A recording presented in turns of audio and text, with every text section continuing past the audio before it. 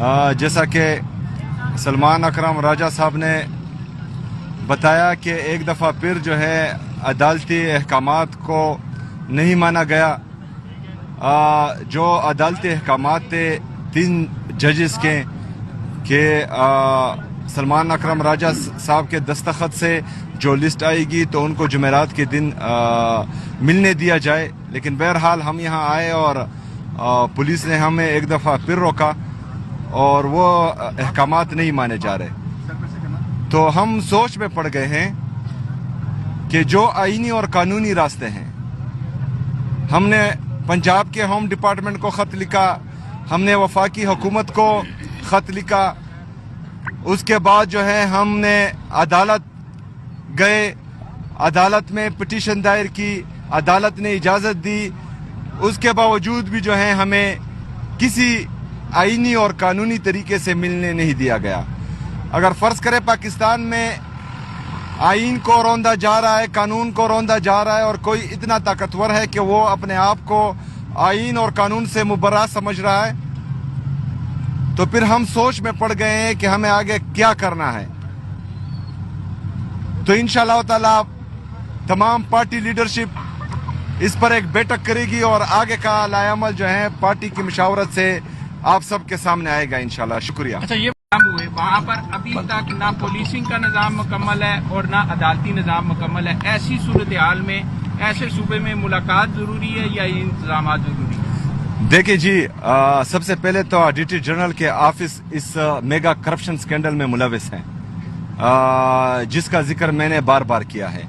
असातिज़ा की कमी है, 16,000 एलिमेंट्री एजुकेशन में हम एडवर्टाइज कर चुके हैं।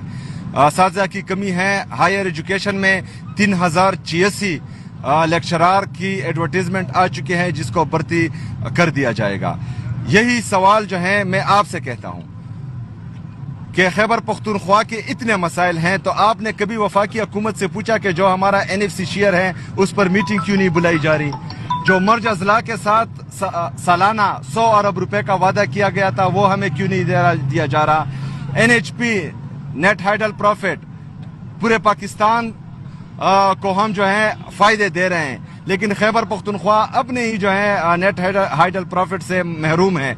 तो आप जो है आपको चाहिए कि आप जो है वफाकी हुकूमत से ये सवाल करें कि हमें अपने हकूक वो क्यों नहीं दे रहे हैं, क्यों हमारे साथ सौतेली माँ जैसा सलूक हो रहा है। आपका सुबह इस वक्त जंगी हालात में है, आप एक बड़ी मीटिंग करने जा रहे हैं ताकि इस मामले का हल। कोई भी नहीं जीत सकता, तो हम चाह रहे ये हैं कि एक बंदा आता है, उसका एक फार्मूला होता है, वो इनको जो है मुजाहिदीन और हीरो बनाता है। दूसरा बंदा आता है, वो वहां यहाँ पर ऑपरेशंस करता है। तीसरा बंदा आता है, यहाँ पर जो है उनको दोबारा आबाद करने का सोचता है। चौथा बंदा आता है, वो दोबारा ऑपरेशंस करता है। तो ये लिबर्टी नहीं है, ये हमारा सूबा है। यहाँ पर जो है एरे गैरे नहीं रहते, यहाँ पर गयूर पख्तून रहते हैं जो पाकिस्तान के साथ मुखलिस है, मुहिबुल-वतन पाकिस्तानी है। तो इनको भेड़ बकरियों की तरह ना ट्रीट किया जाए और ना ही इसे तजुर्बागाह बनाया जाए कि हर बंदा आएगा और अपना तजुर्बा करके चला जाएगा।